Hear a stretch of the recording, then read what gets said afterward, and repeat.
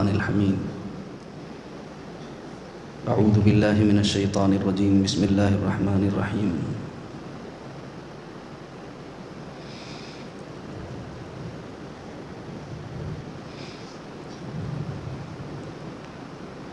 وَلَنَبْلُوَنَّكُمْ بِشَيْءٍ مِّنَ الْخَوْفِ وَالْجُوعِ وَنَقْصٍ مِّنَ الْأَمْوَالِ وَالْأَنفُسِ وَالثَّمَرَاتِ وَبَشِّرِ الصَّابِرِينَ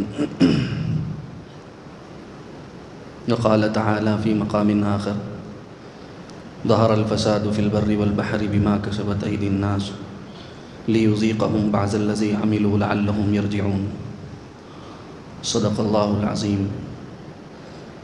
قال النبي صلى الله عليه وسلم اعمالكم عمالكم او كما قال علیہ السلام. انتہائی قابل قدر بزرگوں، عزیز دوستوں، نوجوان ساتھیوں، السلام علیکم ورحمۃ اللہ وبرکاتہ.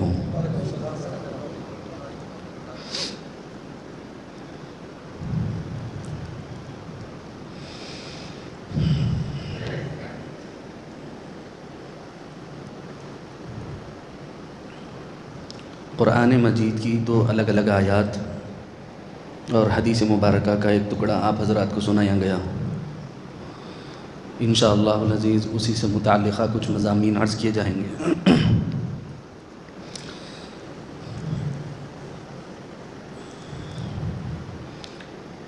آج پوری دنیا میں جہاں کہیں ہم نظر اٹھاتے ہیں، افراتفری، بے چینی، بے قراری، پریشانی اور تکلیف اور مصائب اور آلام اس قدر دیکھنے کو ملتے ہیں. 100 بندوں میں سے کوئی ایک بندہ بول دے کہ بھائی میں ہر اعتبار سے خوش ہوں، ایسا بولنے والے کو میں 14 سال سے تلاش کر رہا ہوں لیکن اب تک میرے کو تو نہیں ملا. میں روحانی اعتبار سے بھی الحمدللہ پرسکون ہوں، جسمانی اعتبار سے بھی پرسکون ہوں، مالی اعتبار سے بھی پرسکون ہوں. ہر اعتبار سے میرے ساتھ کوئی مسئلے مسائل نہیں، کوئی پریشانی نہیں، کوئی دویدھا نہیں، کوئی تکلیف نہیں. جس کو دیکھو بس پریشان ہی نظر آتا ہے. آرام، راحت، خوشی، فرحت اور مسرت والی چیزیں موقع موقع سے میسر ہوتی ہیں. خوشی کا دن ختم، خوشی ختم.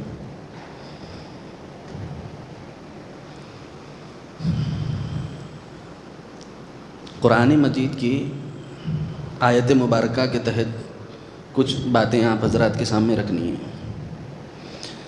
بہت سارے لوگ یہ شکایت کرتے ہیں، بلکہ ابھی بھی میرے پاس 20 لوگوں کے میسیجز موجود ہیں جو لکھتے ہیں کہ مولانا ہم نماز بھی پڑھ رہے ہیں، روزے بھی رکھ رہے ہیں، زکوٰۃ بھی ادا کر رہے ہیں، حج بھی کر رہے ہیں، اپنے استطاعت کے بقدر جو ہے ہم جو کچھ کرنا ہے کر رہے ہیں، لیکن اس کے باوجود تکلیف اور مصیبت جو ہے ختم ہونے کا نام نہیں لے رہی ہوں. 20 میں سے بھی بتا سکتا ہوں، بتاؤں گا نہیں، کسی کے ذاتی معاملات ہو جاتے ہیں، لیکن صرف میسیج بتا سکتا ہوں نام چھپا کر کے.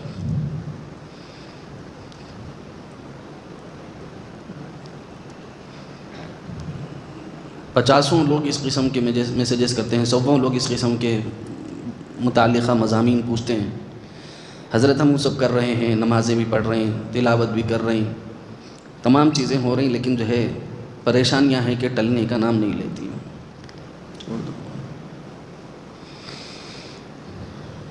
دیکھیں، مسلمان جو ہے جس مقام پر موجود ہے اس کو دارالامتحان کہا گیا ہے. دارالامتحان کا مطلب ہے ایگزام ہال، امتحان کی جگہ، امتحان کا مقام، امتحان کی منزل، اس کو کہا جاتا ہے دارالامتحان. مسلمان ہونے کے بعد یا ایمان لانے کے بعد یا کچھ اعمال کرنے کے بعد بندہ یہ سمجھتا ہے کہ میں پوری کے پوری طریقے سے دنیاوی جو تکالیف اور مصائب اور آلام اور مصیبتیں ہیں اس سے میں پرے ہو جاؤں گا، نکل جاؤں گا. ایسا بالکل نہیں ہے. ایسا ہوتا اگر تو اللہ تبارک و تعالیٰ سب سے پہلے میرے اور آپ کے پیارے محبوب محمد الرسول اللہ صلی اللہ تعالیٰ علیہ وسلم کی ذات عالی کے ساتھ بہت بہترین اور جو ہے خوشنما پہلو اختیار کرتے دارالامتحان میں۔ دارالامتحان میں تھے تبھی تو نبی رحمت صلی اللہ تعالیٰ علیہ وسلم کی ذات عالی کو جن کے پیروں کے نیچے فرشتے اپنا پر بچھانا سعادت سمجھتے تھے، وہ کانٹوں پر چل رہے ہیں طائف کے میدان میں۔ جبریل امین علیہ السلام سے اگر عالم تخیل میں ہم پوچھیں کہ اے جبریل بتاؤ تمہاری سب سے بڑی خواہش کیا ہے، تو شب معراج کے موقع پر واقعہ ملتا ہے کہ جبریل امین اپنے کافوری لبوں سے نبی رحمت صلی اللہ تعالیٰ علیہ وسلم کے طلب مبارک کو چوم کر کے اٹھاتے ہیں۔ وہ مقام جن کو امام الانبیاء خاتم النبیین محمد الرسول اللہ صلی اللہ تعالیٰ علیہ وسلم جیسی بابرکت عالی ذات کے ساتھ دنیاوی اور دارالامتحان میں دنیاوی معاملات میں اللہ تبارک و تعالیٰ بشریت کے تقاضے کے تحت ان کے اوپر تکالیف کو برداشت فرماتے ہیں۔ نبی رحمت صلی اللہ تعالیٰ علیہ وسلم کے جسم اطہر پر پتھر برسائے گئے، اوباش بچوں کو نوجوانوں کو پیچھے لگا دیا گیا۔ ہماری تکلیفیں اس کے مقابلے میں کچھ بھی نہیں ہیں۔ احادیث مبارکہ کے مفہوم کے مطابق نبی رحمت صلی اللہ تعالیٰ علیہ وسلم حرم مکہ میں سجدہ ریز ہیں، اور آپ کے اوپر 2 کوہنی اونٹ والے اونٹنی کی اوجھڑی لا کر کے نبی رحمت صلی اللہ تعالیٰ علیہ وسلم کے جسم اطہر پر رکھ دی گئی۔ آپ کے مبارک چہرے پر نعوذ باللہ چند بدخماش لوگوں نے تھوک دیا۔ نبی رحمت صلی اللہ تعالیٰ علیہ وسلم کو زہر دیا گیا۔ نبی رحمت صلی اللہ تعالیٰ علیہ وسلم کو ایک وادی میں بند کر دیا گیا۔ ان کے ساتھ لین دین تعلق ہر قسم کا تعلق قطع کرنے کا حکم جاری کر دیا گیا، یہاں تک کہ ساتھ والے صحابہ کرام رضوان اللہ علیہ مجمعین کے روایات ملتی ہیں کہ نبی رحمت صلی اللہ تعالیٰ علیہ وسلم کے ساتھ جو لوگ تھے ان کے پاس کھان پان کے لیے انتظام سب کچھ ختم ہو گیا، ایون دن بھر میں ایک کھجور بھی ملنا مشکل ہو گیا تو صحابہ کرام جھاڑ کی چھال کھینچ کر کے کھاتے تھے۔ جھاڑ کا چھلکا جو ہوتا ہے نا، بھوک کی وجہ سے جھاڑ کا چھلکا اٹھا کر کے کھا رہے ہیں، جھاڑ کے درخت کے چھلکے نکال کر کے کھا رہے ہیں۔ سیرت النبی کی کتاب اٹھائیے، الرحیق المختوم اٹھائیے، اس کے اندر آپ کو یہ بات مل جائے گی، باحوالہ ملے گی۔ سیرت النبی کی کتابوں میں آپ کو یہ واقعہ مل جائے گا۔ 20 واقعات ہم دیکھتے ہیں کہ جب ہم دارالامتحان میں ہیں تو نبی رحمت صلی اللہ تعالیٰ علیہ وسلم نے ان چیزوں کو برداشت فرما کر کے بتایا کہ دنیا دارالامتحان ہے۔ شکوے اور شکایتوں سے صبر کے ٹوٹنے کے علاوہ کوئی چیز نہیں ہونے والی۔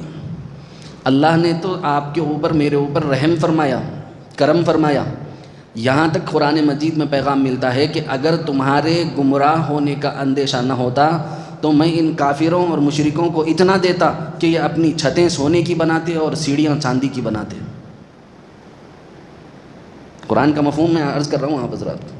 اللہ فرما رہے ہیں کہ اگر تمہارے گمراہ ہونے کا اندیشہ نہ ہوتا تو میں یہ جو ڈھیل ان کو دنیا میں دے رہا ہوں کفار و مشرکین کو، اتنی ڈھیل دیتا کہ ان کی چھتیں سونے کی بنی ہوتی اور ان کی سیڑھیاں چاندی کی بنی ہوتی، اتنا میں ان کو دیتا، کیونکہ جو ہونا ہے ان کو یہ 60 سال کے اندر ہی ہے۔ ابد الآباد میں ہمیشہ کی زندگی میں کچھ بھی لینا دینا نہیں ہے ان لوگوں کو۔ اسی لیے قرآن مجید میں فرمایا گیا فَمَحِّلِ الْكَافِرِينَ أَمْهِلْهُمْ رُوَيْدًا، کہ کافروں کو ڈھیل ہے۔ فَمَحِّلِ الْكَافِرِينَ أَمْهِلْهُمْ، ان کے لیے ڈھیل دی گئی، ان کے لیے راستے کھول دیے گئے، ان کے لیے دنیا ہی کو ساری نعمتوں سے بھر دیا گیا۔